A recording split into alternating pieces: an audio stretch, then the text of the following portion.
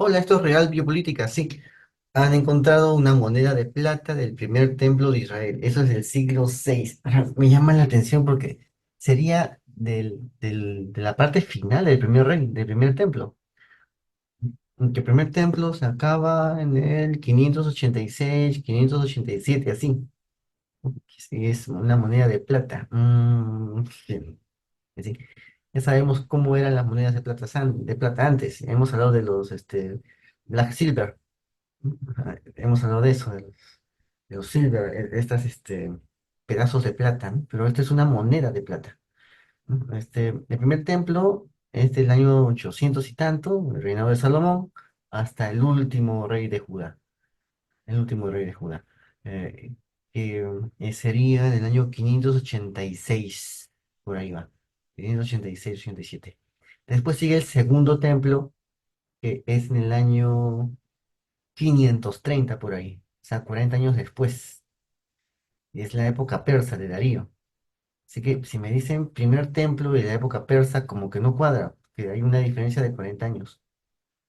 Sabemos que el primer templo fue destruido por los babilónicos. Por los babilónicos, sí. Los babilónicos destruyen el primer templo. Y después los babilónicos, ¿no? Son conquistados por los persas. Y los persas permiten la construcción del segundo templo. Y vamos a ver la nota, ¿no? Porque hay cosas que no me cuadran muy bien, ¿no? Pero si es del primer templo, sería de las últimas décadas del primer templo. Las últimas décadas, porque 586 significaría siglo VI, ¿no? Sería del 600 al 586, o sea, de un rango de unos veintitantos, no, de un rango de unos 14 años. Esa moneda de plata estaría en un rango de unos 14 años, porque es del siglo VI, de los años 500. Y, y en el siglo VI este templo, el primer templo solamente duró pues menos de 20 años. Es por eso, ¿no? ¿Cómo saben que es el primer templo, no? O sea, a eso me refiero. Bueno, pero vamos a ver la nota, ¿no? Vamos a ver la nota. Vamos a ver la nota. Acá está. Aquí está la monedita. Aquí está. Esa monedita de plata. Solamente tienen la mitad. Esta moneda de plata es de hace unos 2500 años. Lo descubrieron, como sabes, en Israel. ¿Mm? Aquí está. Es una de las primeras monedas de plata de la historia. Es una moneda de plata de la época del primer templo. Lo han encontrado en las excavaciones del yacimiento israelí situado en los montes de Judea. Eso queda en el suroeste de Jerusalén. La acuñación data del periodo persa. Por eso me llama la atención la nota, dice periodo persa, pero el periodo persa corresponde al segundo templo. Claro que sí, corresponde al segundo templo. Claro, los asirios que destruyen el reino de Israel, el reino del norte, el reino hebreo del norte, los asirios son derrocados en Aram en el año 611. De eso también hemos hablado aquí en República, 611, 610, 611. Desde entonces, los babilonios y los medos se reparten todo ese imperio. Los babilonios se quedan con la llanura del sur, incluido también incluido Jerusalén, y los medos se quedan con la zona norte, las montañas del norte. Es así. Y después vienen los persas ya, en el año 550, por ahí va, y conquistan toda la zona de un momento a otro, ¿no? Así. Bueno, gracias a la ayuda, pues, de los peatones del Mar Rojo que estaban asentados ahí. Os recomiendo un artículo que se llama El feudo en la Babilonia aqueménide. Está en francés, pero muy bueno, ¿eh? Habla sobre cómo los peatones del Mar Rojo eh, hacían contratos de feudo con el rey. Sí, habla de eso. Bueno, entonces, con el rey persa. Entonces, vamos a ver. Acá dice que esa acuñación data del periodo persa, entre los siglos 6 y 7 antes de Cristo, y dice que es extremadamente rara. La pregunta es, si es periodo persa, entonces, eh, pero los persas recién aparecen en Israel más o menos en el año 500, pero en la época del Segundo Templo. Aparecen en Israel cuando los persas hacen su aparición como imperio, ya el primer templo había sido destruido. Empiezan como imperio y permiten a los judíos ir hasta Jerusalén a restaurar el segundo templo. Pero para eso ya pasaron pues bastantes años. Pues sería el segundo templo, no el primer templo. Por eso, bueno, vamos a ver. También se ha descubierto media docena de piezas similares. Fue acuñada en un momento en el que el uso de las monedas acababa de empezar. Eso me llama la atención, o sea, acababa de empezar. El excepcional descubrimiento arroja información sobre relaciones comerciales y el proceso mediante el cual el comercio global pasó del pago mediante el pesaje de piezas de plata al uso de monedas. De eso también hemos hablado aquí. Solo que aquí sería muy antiguo, no sería en el siglo VI, sería mucho más en la época de Salomón, que Salomón necesitaba acuñar su propia moneda. ¿O no existió Salomón? ¿Ya? A eso me refiero, no existió Salomón. O sea, recién acuñaron su propia moneda al final. Esa es la parte que no cuadra mucho con la nota. Bueno, pertenece a un grupo de monedas muy antiguas que se acuñaron fuera de Israel, en las regiones de la antigua Chipre, Grecia y Turquía. O sea, esto se acuñó fuera de Israel. Entonces, el hecho es que aquí está la moneda, pero no sabemos a qué rey se refiere, a qué rey, qué gobierno la acuñó. Se dice que se acuñó fuera de Israel, pero ¿a nombre de qué rey? Y si dicen que es una moneda que data del periodo persa, puedo entender que era una moneda acuñada por orden del emperador.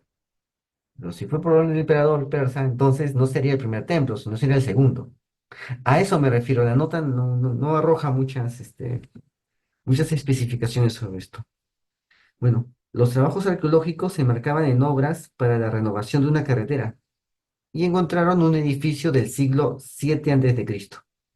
El siglo VII es el último siglo que le corresponde al primer templo.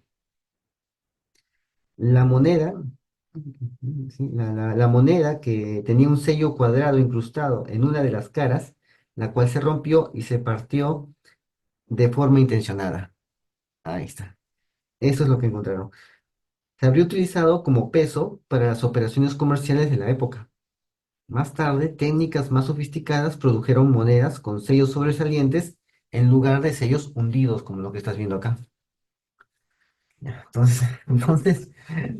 entonces no es una moneda del gobierno de los reyes de Israel, de los reyes de Judá, de Israel. No está acuñada por los reyes israelitas, esta moneda, sino por reyes persas. Entonces sería el segundo templo. Sería la época del segundo templo. Si no es una moneda acuñada en Israel, entonces es una moneda acuñada en otro país, en otra zona. Tenemos que entender que esto, en la época del segundo templo, era propiedad del emperador persa, era un territorio persa. Israel era territorio persa en esa época. Si usaban monedas de otro país, ¿no? de otra comarca, era porque eran las monedas del emperador persa, que servían en todo el imperio. O sea, sería segundo templo. Sería, no primero. A eso voy, o sea, por eso me llama la atención la nota. A veces las notas como que no me cuadran bien, como has visto, ¿no? No cuadran bien. Bueno, me gusta leerlo, ¿no? Pero también me gusta analizarlos. El yacimiento se encontraba en una zona rural del antiguo reino de Judá, el cual se fundó hace unos 2700 años. Ahí lo ves, reino de Judá, 2700 años, al año 700 antes de Cristo, se fundó ese asentamiento. Durante la época clásica del Reino de Judá.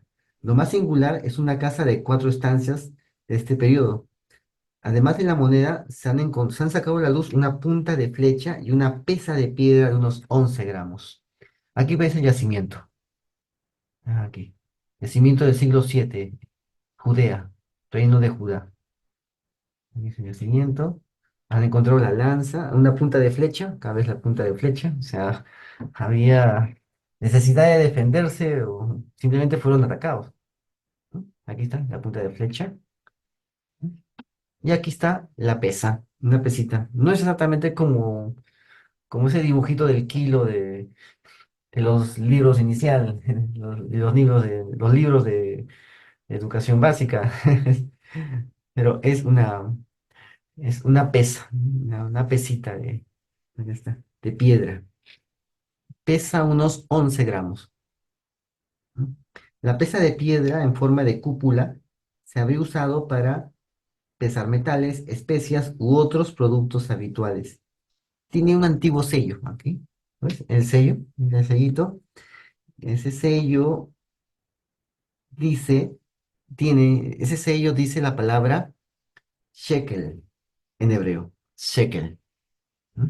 Y justamente es de esa zona. Si es del siglo tanto, del siglo V, del siglo VI, perdón, ya, de esa época es el profeta Daniel, porque Daniel era, era un joven que fue llevado en cautiverio por el propio Nabucodonosor. Cuando Nabucodonosor destruye el reino de Judá y destruye el templo, se lleva a Daniel y a otros jóvenes nobles con él.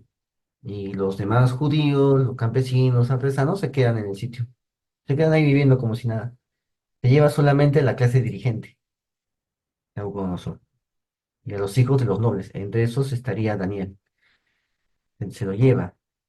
Y en la profecía de Daniel, justamente un día antes de empezar el periodo persa, bueno, está en la Biblia, un día antes de empezar el periodo persa, aparece la mano de Dios durante la orgía que hace Nabónido, en el palacio, disculpa, hace una orgía en el palacio Nabónido, con las copas con las copas y demás utensilios sacados del tesoro del templo de Jerusalén.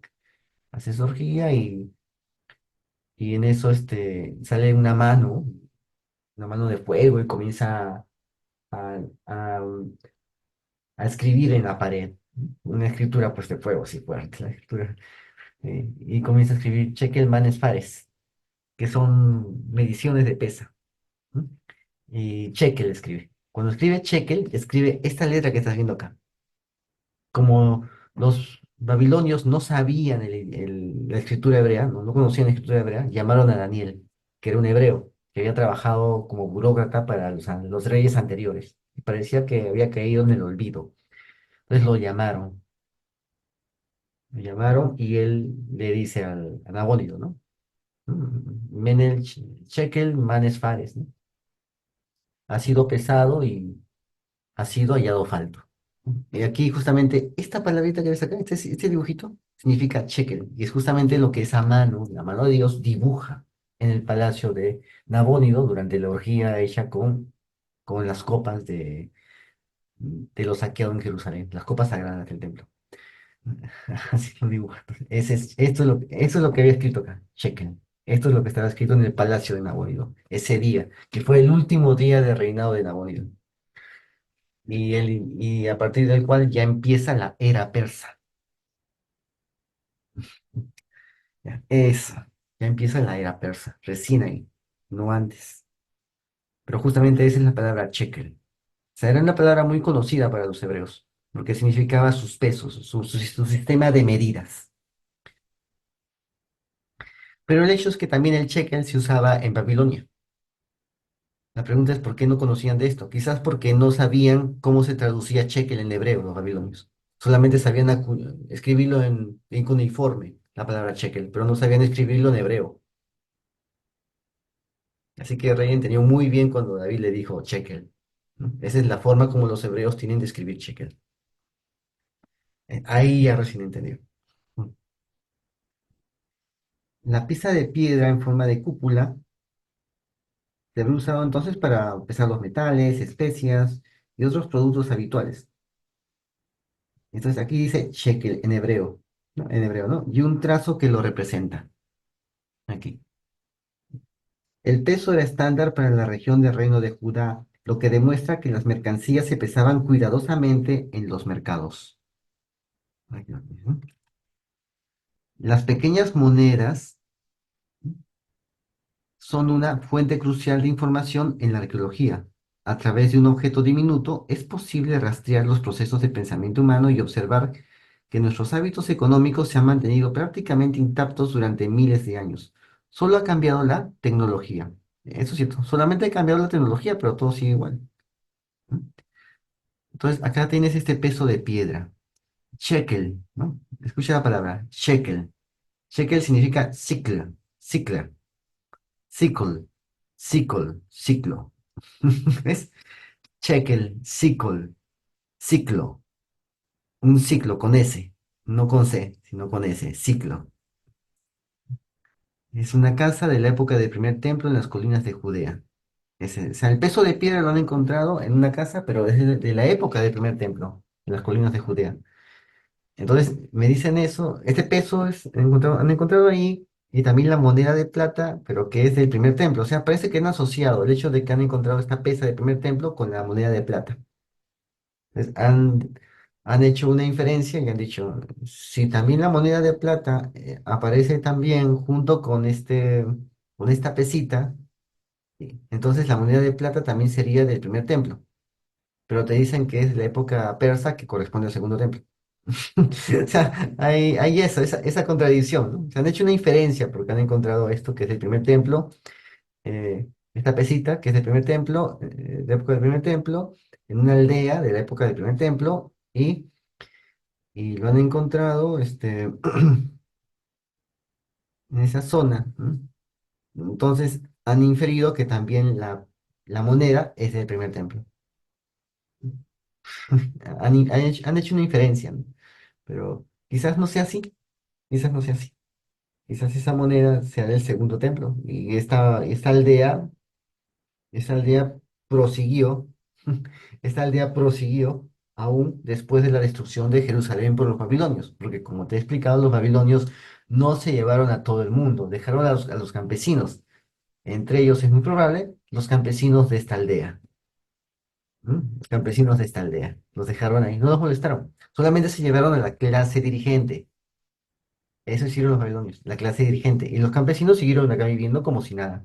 No los tocaron, solamente les cobraban tributo, eso sí. Tenían que pagar sus impuestos. Pero no los tocaron, no se los llevaron.